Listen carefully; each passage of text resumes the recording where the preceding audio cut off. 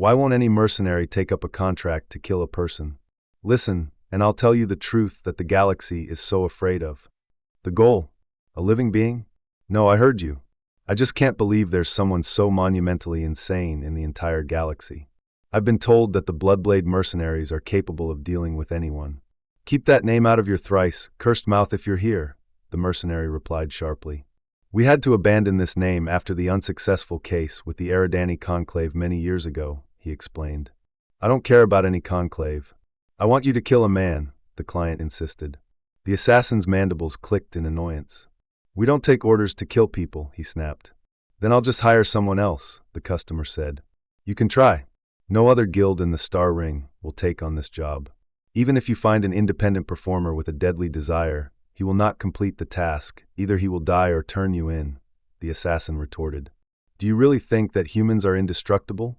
The interlocutor asked with disbelief. I never said they were indestructible. On the contrary, I personally know that they are absolutely mortal. But we don't take contracts to eliminate them. Why? The client wondered. Because the only way to kill a man and live long enough to enjoy money is to drop a neutron bomb on him from orbit, just to be sure. Then you grab the fastest lightsaber you can and fly away before the rest of the people find out what you've done. After that, I would advise you to find a way to get to another galaxy and stay there for the rest of your miserable life, the mercenary explained. Are you kidding me? The customer didn't believe. Tell me, is there compulsory education on your home planet? The assassin asked. What does this have to do with the case? Just answer. Yes, 10 cycles of teaching our young people how to be as submissive as drones is quite normal for any public education. Did you study history there? It looks like you haven't been taught the history of the Ring of Stars. Then sit down and I'll explain why no mercenary who values his blade will take up a contract to kill a man. Drinks were ordered, and the old mercenary took a long drink. Before turning to his new drinking buddy, he asked, Do you remember when I mentioned the Eridani Conclave? Do you know what happened to them? Their empire collapsed after they spent too many resources trying to conquer the Death Realm. This deadly sphere was the cradle of humans. And it wasn't the planet that broke the Eridani, but the people themselves. The mercenary took another long sip of his sapphire ale. The Eridani Conclave once ruled half of the Ring of Stars. Hundreds of species and civilizations have been enslaved or pulverized. Serve or die was the Eridani way. The Council, which then governed what was not Eridani territory, could do little to stop the constantly operating war machine that was driving Eridani expansion. They struck majestic poses, argued, and even pleaded, but nothing they did could slow down the inexorable march of the Eridani system. System by system, the Star Ring fell under the Emperor's rule. Then they came across a system that its inhabitants called the Sanctuary. The name was not used for other systems, so the Eridani allowed them to keep it. People lived on the third planet of this system. Poor devils, they had just started exploring their home system when the Eridani descended on them. The Eridani divided the planet into various socio-economic groups, which they called territories. This simplified the task, as the fragmented peoples of humans reacted slowly. The legions swept away everything in their path, and their next target was unaware of their impending doom, thanks to communications jammers. Despite all these disadvantages, people fiercely resisted. It took one galactic standard cycle before the Eridani declared their dominance over the planet.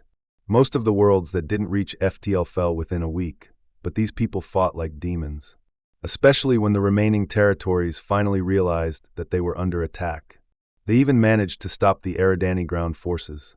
When reinforcements were landed, the last stronghold of resistance fell. The usual administrative routine began, dividing new slaves into work groups and assigning them jobs that would benefit their new masters.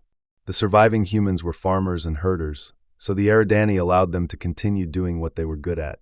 The Eridani army was marching on its belly, as the old human expression says, and the Eridani war machine was really hungry. Several 100,000 people were taken off the planet to work in mines elsewhere. These people were unnaturally strong and resilient due to the high gravity of their homeworld, so they succeeded in the dangerous business of mining. The species conquered by the Eridani usually followed a similar scenario. After the initial conquest, there was a period of relative calm, followed by several cycles of revolts. Once these uprisings were suppressed, there was usually not enough resistance left to try again.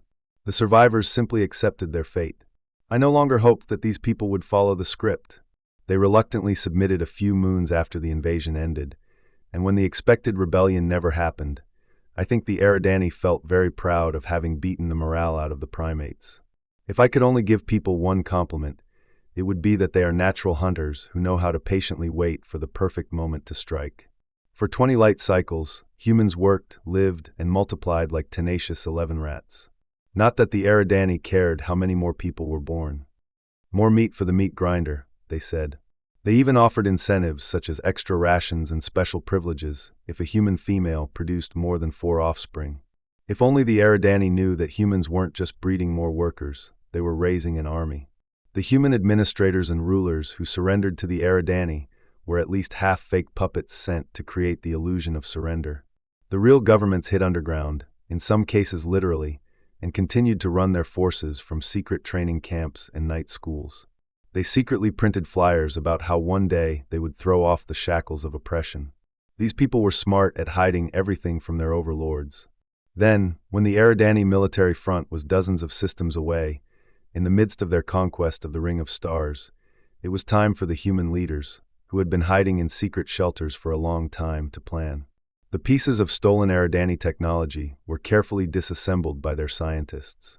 They've been gathering resources for their rebellion ever since they surrendered while the Eridani were showing off. People were preparing, and now finally ready they began to act. At first it was insignificant, like all uprisings. A rebel miner refuses to work. Here a cattle rancher tells his master that his entire herd was destroyed by some non-existent disease. There's an explosion at the factory. This was followed by larger production disruptions. The human territory of Gaul, with its long history of revolts against tyrants, rioted in the streets, shouting, "Long live the uprising." Don't ask me what that means. I've never bothered to learn human languages. A box with energy rifles was missing, then the anti-gravity tank would not start, and when the hatch cover was lifted, it was found that it had been completely gutted of all energy and anti-gravity components. The Eridani leaders considered these problems beneath their dignity, but still in need of a solution, so they summoned the Bloodblade mercenaries and others. Guilds like ours have been hired to fight the rebels. Our services cost the Empire a lot of money.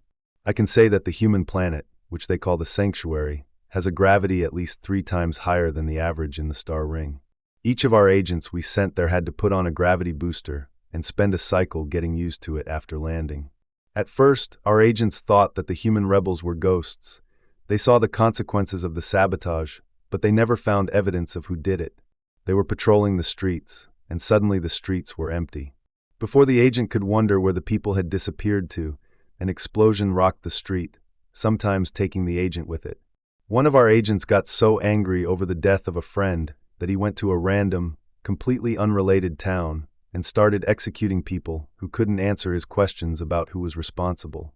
No wonder the crowd attacked him after the 3rd execution. And I can't blame the Eridani for not paying for his death. Our contract was to stop the riots, not to provoke them. The contract quickly went awry. Of course, we killed people, as we were paid to do, with the surgical precision we were famous for. But what's the use of money if you can't even spend it? Soon we could no longer walk on their planet without the heavy escort of the Eridani troops. People struck without warning and disappeared into the crowd. On the human continent of the Sahel, an agent was lured to the savannah while chasing one of the human rebels, only to be overtaken by a pack of feline predators. These people even managed to tame the lower beasts of their world to fight. The number of agents we have lost because of their canine companions cannot be easily counted. And the less I talk about death traps, the happier I am. The regional administrative center fell silent, and by the time the Eridani nobles finally noticed this new problem, the entire planet had fallen silent. And not only the sanctuary, but all the places where people were taken to work showed similar signs of resistance. One can only assume that they were spreading the ideas of rebellion among the other enslaved species of the conclave. The gods know how they managed to communicate with each other across the vast expanses of space. Before you say anything, yes, the Eridani had patrol vessels that scurried around the region to suppress such things, but they also fell silent. People managed to send spies on board and either destroyed or captured these vessels. These 2 events were sent to scientists for study. And now, without Eridani supervision, humans have discovered secret factories and forces that they have developed over the cycles, huge manufactories producing components. For space docks and eventually starships, the newly discovered launch pads released several thousand tons of material into orbit every day. By the time the FTL ships reached human space, they were no match for the modest fleet that humans had managed to build with stolen Eridani technology. It would not be a lie to say that the Eridani were victims of their own arrogance, as they lost their response ships and patrol fleets every time they tried to fight back. They were too focused on expanding their borders to notice the rot eating away at their empire. When the Eridani finally got tired of sending light fleets to the area, they decided to withdraw their conquering fleet from the front. The human world and the next 3 systems they conquered fell silent when the conquering fleet arrived. 10 systems away from the sanctuary, they encountered a fleet consisting not only of humans, but also of all enslaved species in the region. After this victory for the humans, Emperor Eridan must have been nervous. All his fleets were halfway across the Ring of Stars, and the people were between him and his armies. An emergency command was sent to all fleets to immediately return directly to the imperial capital, and all guilds such as Bloodblade were called in to help. By that time, we had lost almost 2/3 of our guild, so we abandoned the draft. That's what ultimately saved us. Decades of covert operations have taught us well how to identify spies and saboteurs in our own ranks. The other 7 mercenary guilds were completely wiped out. We knew it was a lost cause, no matter how much the Empire was willing to pay. While the Eridani fleet was gathering in their home system, plans were made to spread out carefully and search the Empire for the rebels. This eventually became the final nail in the coffin. You see, while the Eridani conclave was consolidating and planning, humans quickly spread across the now enemy-free space and went to all the submissive species in the Empire, overthrowing the Eridani administrators who controlled them and gathering them to participate in the war. Wherever people came, they ignited the flames of rebellion, and the starry ring burned. The ineffective council in a part of the galaxy that had not yet been conquered by the Empire readily joined the humans in their struggle. The oppressed and enslaved joined them. The Eridani conclave was finally broken by the human alliance. Ships and agricultural worlds were still being produced, but supply lines had been cut, causing internal strife within the Imperial forces. The conquest fleets left the Imperial capital, but never got beyond a dozen systems before being attacked by the Alliance. Like lightning, people struck and disappeared into the darkness.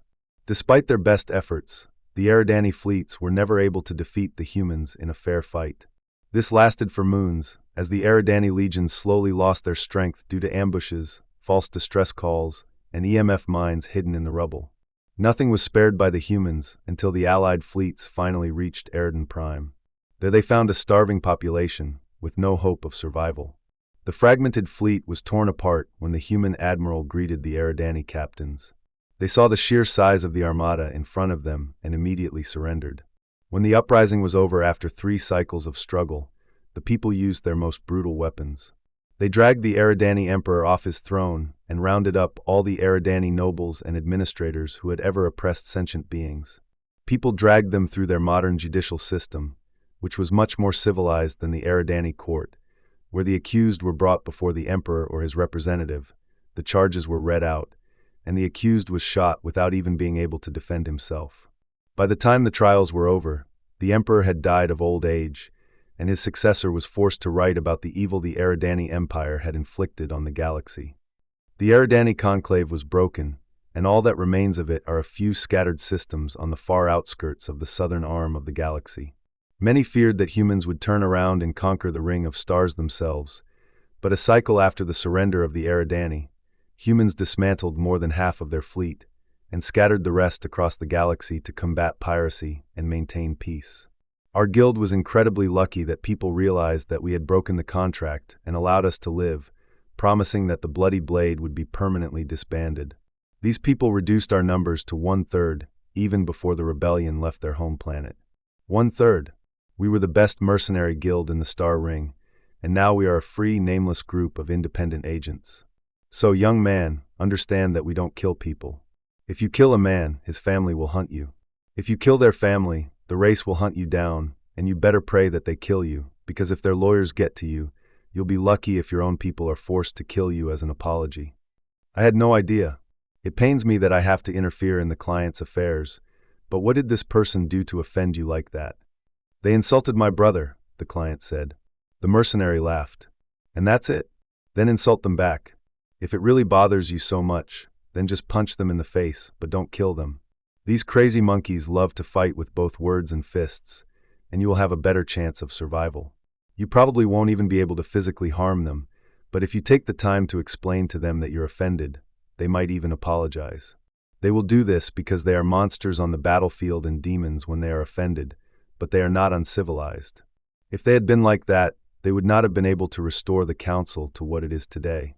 They occupy the main chair and will probably continue to do so for generations. They are a fair race, but they are fair in their legal proceedings. The mercenary drained the last drops from his glass and looked at the empty vessel. Now my cup is empty. If you don't want to fill it up, I think we're done here.